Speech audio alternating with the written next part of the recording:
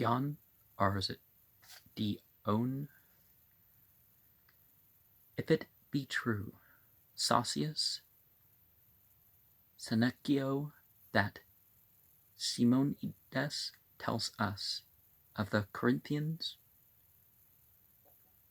true does not complain. I mean, most people would say Troy, but you know what I mean. For having taken part with the Achaeans in the siege, because the Trojans also had Corinthians, Glaucus, who sprang from Corinth, fighting bravely on their side. So also it may be fairly said that neither Romans nor Greeks can quarrel with the Academy, each nation being equally represented in the following pair of lives, which will give an account of Brutus and of Dion. Dion, who was Plato's own hearer, and Brutus, who was brought up in his philosophy. They came from one and the self-same school, where they had been trained alike to run the race of honor, nor need we wonder that in the performance of actions often most nearly allied and akin, they both bore evidence to the truth of what their guide and teacher said, that without the concurrence of power and success with justice and prudence, public actions do not attain the proper, great, and noble character. For as Hippomachus, the wrestling master, affirmed, he could distinguish his scholars at a distance, though they were but carrying meat from the shambles. So it is very probable that the principles of those who have had the same education should appear with resemblance in all their actions, creating in them a certain harmony and proportion at once agreeable and becoming. We may also draw close parallel of the lives of the two men from their fortunes, whereas chance, even more than their own designs, made them nearly alike, for they were both cut off by an untimely death, not being able to accomplish those ends which through many risks and difficulties they aimed at. But above all, this is most wonderful, that by preternatural interposition both of them had notice given of their approaching death by an unpropitious form which visibly appeared to them. Although there are people who utterly deny any such thing, and say that no man in his right senses can ever yet saw any supernatural phenomena or apparition, but that children only see phantoms, and silly women or men disordered by sickness in some aberration of the mind or distemperature of the body have had empty and extravagant imaginations, whilst the real evil genius, superstition, was in themselves. Well, people still say stuff like this, but there is no proof against there being a spiritual existence.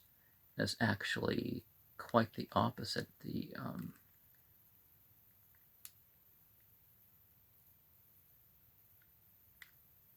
people, tend to be in better condition, you could say, that see these things. Better, training of mind and all that. Yet if Dion and Brutus, men of solid understanding and philosophers, not to be easily deluded by fancy or discomposed by any sudden apprehension, or thus affected by visions, that they forthwith declared to their friends what they had seen, I know not how we can avoid admitting again the utterly exploded opinion of the oldest time, that evil and beguiling spirits, out of envy to good men and a desire of impeding their good deeds, make efforts to excite in them feelings of terror and distraction, to make them shake and totter in their virtue, lest, by a steady and unbiased perseverance, they should obtain a happier condition than these beings after death. Well, it's not purely envy, but, doing their will, that the humans will incarnate their will instead of, the other side, right? But I shall leave these things for another opportunity, and in this 12th book of the lives of great men compared one with another, begin with his who was the elder. Dionysius the first, having possessed himself of the government, at once took to wife the daughter of Hermocrates the Syracusan, she in an outbreak which the citizens made before the new power was well settled, was abused it such a barbarous and outrageous manner that for shame she put an end to her own life. But Dionysus, when he is reestablished and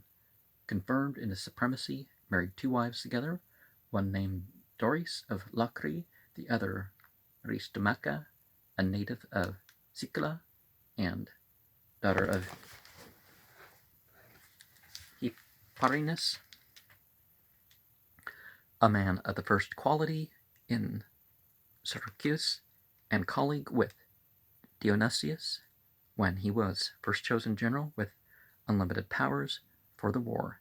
It is said he married them both in one day, and no one ever knew which of the 2 he first made his wife, and after he had divided his kindness equally between them, both accompanying him together at his table and at his bed by turns. Indeed, the Syracusans were urgent that their own country woman might be preferred before the stranger. There's some missing in the text, and so sometimes I have to guess,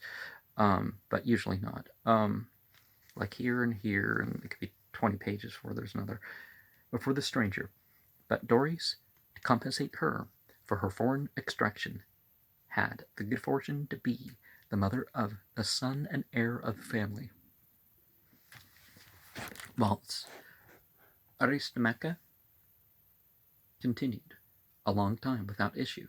though Dionysius was very desirous to have children by her, and indeed caused Doris's mother to be put to death, laying her to charge that she had given drugs to Aristomacha to prevent her being with child. And abortion drugs, or at least the plants, right, have been a practice pretty much the entirety of civilization. Dion, Aristomachus's brother, at first found an honorable reception for his sister's sake, but his own worth and parts soon procured him a nearer place in his brother-in-law's affection, who, amongst other favors, gave special command to his treasurers to furnish Dion with whatever money he demanded, only telling him on the same day what they had delivered out. Now, though Dion was before reputed a person of lofty character, of a noble mind, and daring courage, yet these excellent qualifications all received a great development from the happy chance which conducted Plato into Sicula, not assuredly by any human device or calculation, but some supernatural power designing that this remote cause should hereafter occasion the recovery of the Sicilians' lost liberty and the subversion of the tyrannical government, brought the philosopher out of Italy to Syracuse,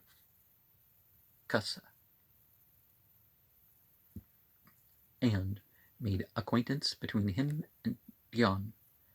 Dion was indeed at this time extremely young in years, but of all the scholars that attended Plato, he was the quickest and aptest to learn, and the most prompt and eager to practice the lessons of virtue, as Plato himself reports of him, and his own actions sufficiently testify. For though he had been bred up under a tyrant and habits of submission, accustomed to a life on the one hand of servility and intimidation, and yet on the other of vulgar display and luxury, the mistaken happiness of people that knew no better thing than pleasure and self-indulgence, yet at the first taste of reason and a philosophy and a philosophy that demands obedience to virtue, his soul was set in a flame, and that in the simplest innocence of youth, concluding from his own disposition that the same reason would work the same effects upon Dionysius, he made it his business, and at length obtained the favor of him at a leisure hour to hear Plato. I don't remember if it's Omicron or Omega, but at their meeting, the subject matter of their discourse in general was human virtue, but more particularly they disputed concerning fortitude, which Plato proved tyrants of all men had the least pretence to, and thence proceeding to treat of justice, asserted the happy estate of the just and the miserable condition of the unjust, arguments which Dionysius would not hear out, but feeling himself, as it were, convicted by his words, and much displeased to see the rest of the auditors full of admiration for the speaker, and captivated with his doctrine, at last exceedingly exasperated, he asked the philosopher in a rage what business he had in Sicula, to which Plato answered, I came to seek a virtuous man. It seems, then, replied Dionysius, you have lost your labor. Dion, supposing that this was all, and that nothing further could come of his anger, at Plato's request conveyed him aboard a galley which was conveying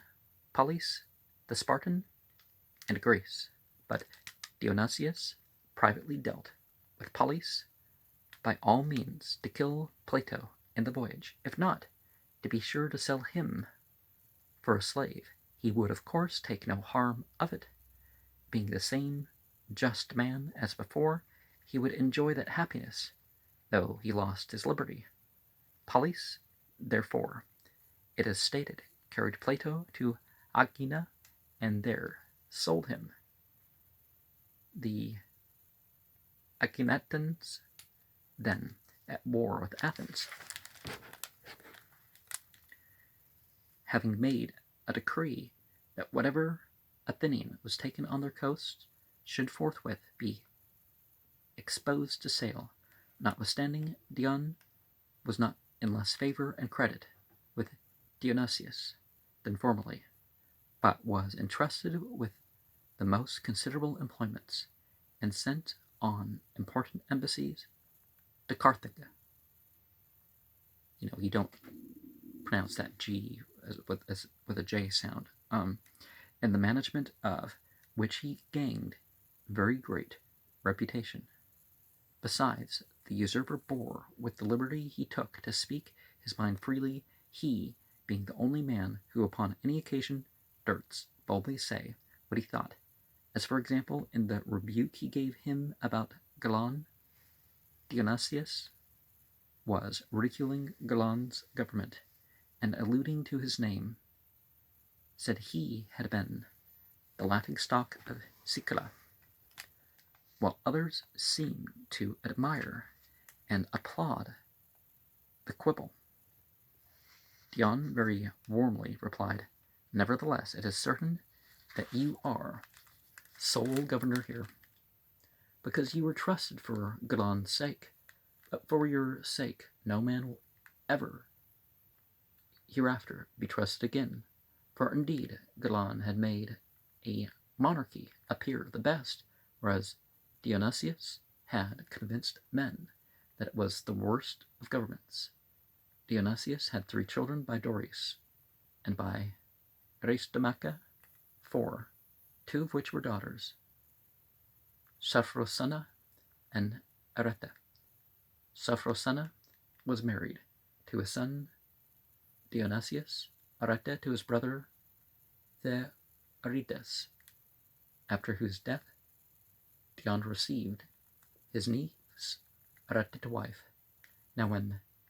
Dionysius was sick and like to die,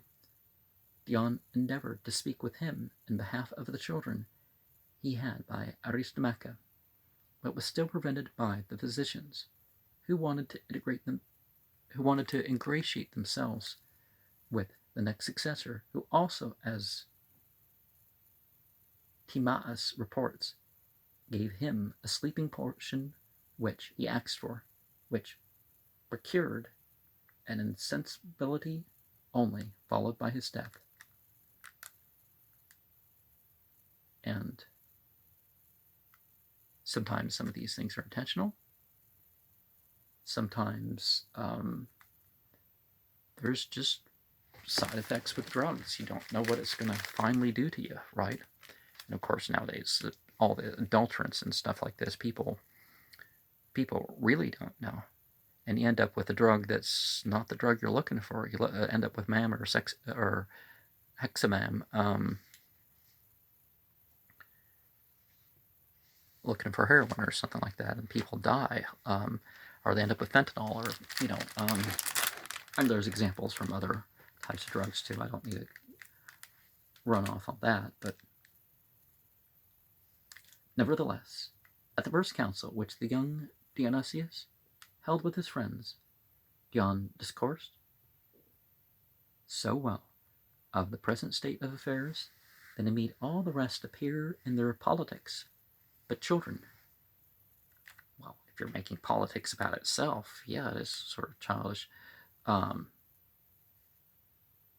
mean, it's only your role as a citizen, but you know what I mean. That it's like these political parties and cults of individuals and stuff like that. It's like, and in their votes, rather slaves than counselors, who timorously and disingenuously advised what would please the young men rather than what would advance his interest. But that which startled them most was the proposal he made to avert the imminent danger they feared of a war with the Carthaginians, undertaking, if Dionysius wanted peace, to sail immediately over into Africa, and concluded it there upon honorable terms, but if he rather preferred war, then he would fit out and maintain at his own cost and charges 50 galleys ready for the service. Dionysius wondered much at his greatness of mind, and received his offer with satisfaction. But the other courtiers, thinking his generosity reflected upon them, and jealous of being lessened by his greatness, from hence took all occasions, by private slanders, to render him obnoxious to the young men's displeasure, as if he designed by his power at sea to surprise the government, and by the help of those naval forces confer the supreme authority upon his sister Aristomachus's children. But indeed the most apparent and the strongest grounds for dislike and hostility existed already in the difference of his habits, and his reserved and separate way of living. For they who, from the beginning of flatteries and of all unworthy artifices, courted the favor and familiarity of the prince, youthful and voluptuously bred, ministered to his pleasures, and sought how to find him daily some new amours, and occupy him in vain amusements, with wine or with women, and in other dissipations, by which means the tyranny, like iron softened in the fire, seemed, indeed, to the subject, to be more moderate and gentle,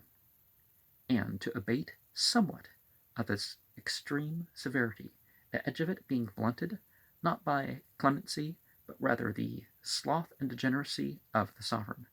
whose disoluteness, gaining ground daily, and growing upon him, soon weakened and broke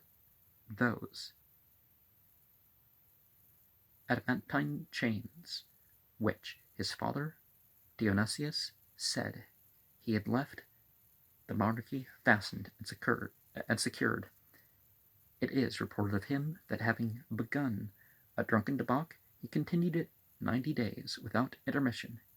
in all which time no person on business was allowed to appear, nor was any serious conversation heard at court, but drinking, singing, dancing, buffoonery reigned there without control. It is likely, then, they had little kindness for Dion, who never indulged himself in any youthful pleasure or diversion. Well, pleasure doesn't always have to be a diversion, does it? And so his very virtues were the matter of their calamities, and were represented under one or other plausible names as vices. They called his gravity pride, his plain dealing self-will. The good advice he gave was construed into reprimand, and he was censured for neglecting and scorning those in whose misdemeanors he declined to participate. And to say the truth, there was in his natural character something stately, austere, reserved, and unsociable in conversation, which made his company unpleasant and disagreeable, not only to the young tyrant whose ears had been corrupted by flatteries. Many also of Dion's own intimate friends, though they loved the integrity and generosity with his temper, yet blamed his manner, and thought he treated those with whom he had to do less courteously and affably than became a man engaged in civil business, of which Plato afterwards wrote to him, and, as it were, prophetically advised him carefully to avoid an arbitrary temper whose proper